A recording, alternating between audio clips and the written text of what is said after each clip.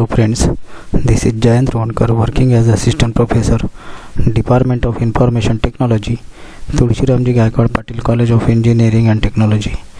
Today we are going to learn about clients in client-server model of distributed system. This is basically the topic of subject distributed system.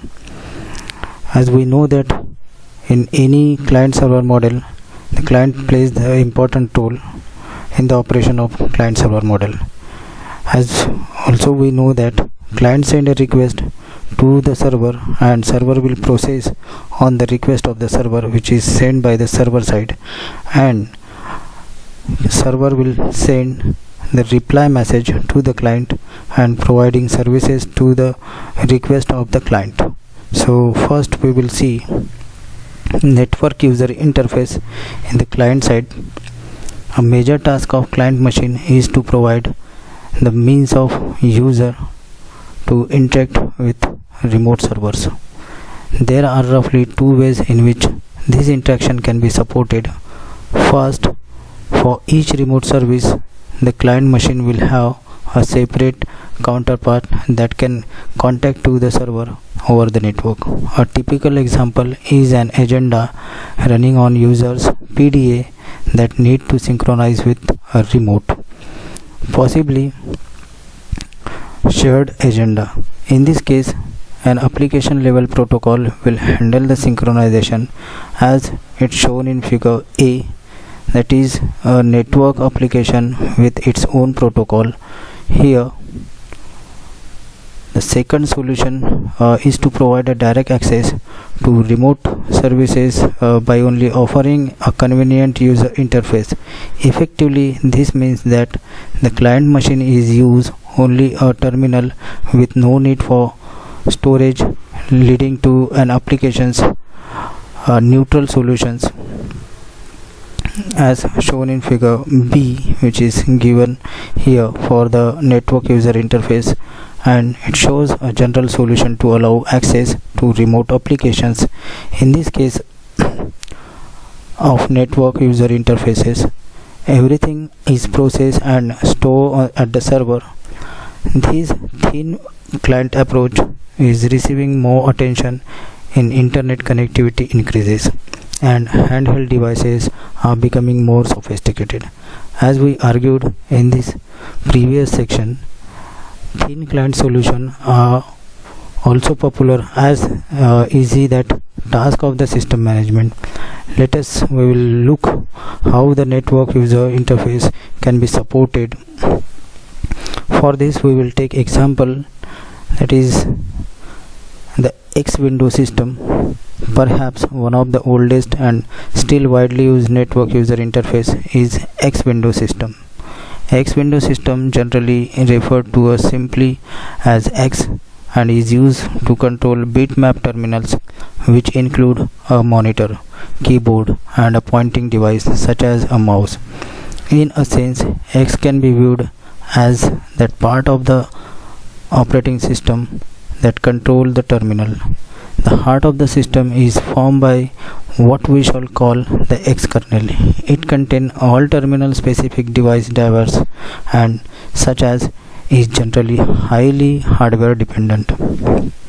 The X kernel offers a relatively low interface for controlling the screen, but for also capturing event from the keyboard and mouse. The interface is made available to application as the library called xlib, that is X library. This general organization is given here in this figure, that is the basic organization of X window system. The interesting aspect of X is that X kernel and X application need not necessarily reside on the same machine. In particular, X provides the X protocol, which is an application level communication protocol by which an instance of X library can exchange the data and event with the X kernel.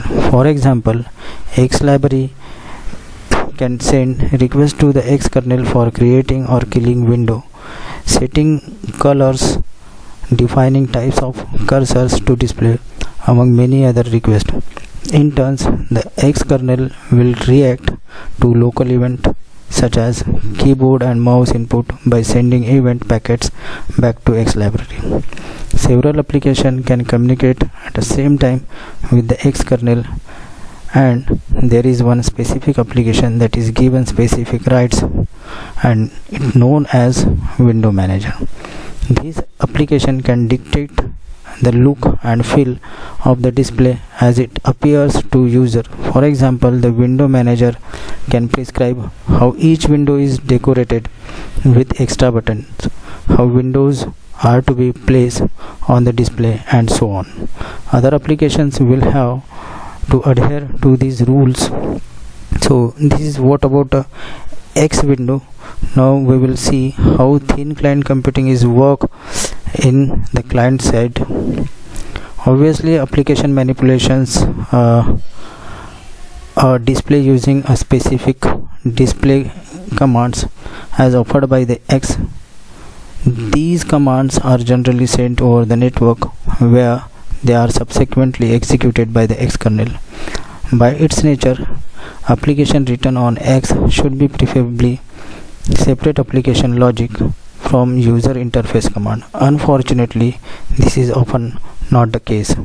As reported by the Lee and Nee in 2002, it turns on that much of the application logic and user interactions are tightly coupled, meaning that an application will send many requests to X kernel, for which it will expect a response before being able to make up a next step. This synchronous behavior may adversely affect the performance where operating over wide area network with long latencies. There are several solutions to this problem. One is re-engineer implementation of X protocol is done with NX, which is defined by Pinzari in 2003. An important part of this work concentrates on bandwidth reduction by compressing X messages. First message is considered to consist of fixed part, which is treated as identifier, and a variable part. In many cases, multiple messages will have the same identifier, in which case they will often contain the similar data. This property can be used to send only differentiate between message having the same identifier. So this is about the thin client of the X window. Now we will see client side software for the distribution transparency.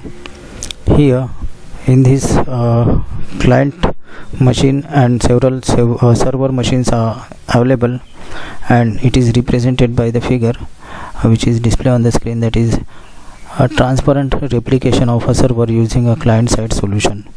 So here client software comprises more than just user interfaces. In many cases, parts of the processing and data level in a client server application is executed on the client side as well. A special class is formed by embedded client software such as automatic teller machines, that is ATMs, cash registers, barcode readers, TV setup boxes, etc. In these cases, the user interface is relatively small part of the client software in contrast to the local processing and communication facilities. Beside the user interface and other application related software, client software comprises component of achieving distribution transparency.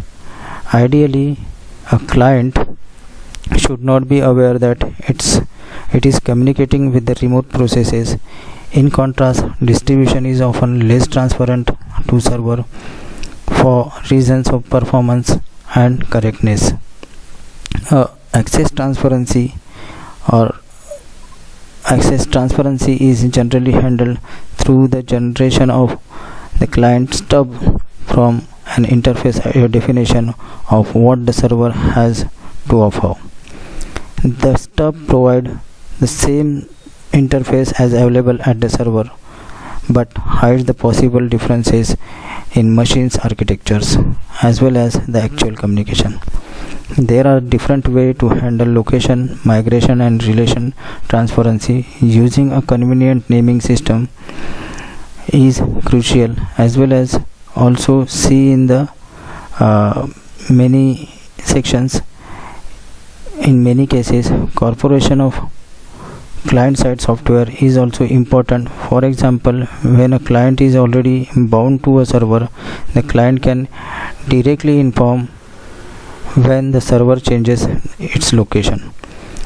In this case, the client middleware can hide the server current geographical location from the user and also transparently rebind to the server if necessary. At the worst, the client application may notice a temporary loss of performance. So this is all about the client work in distributed system. So thank you very much.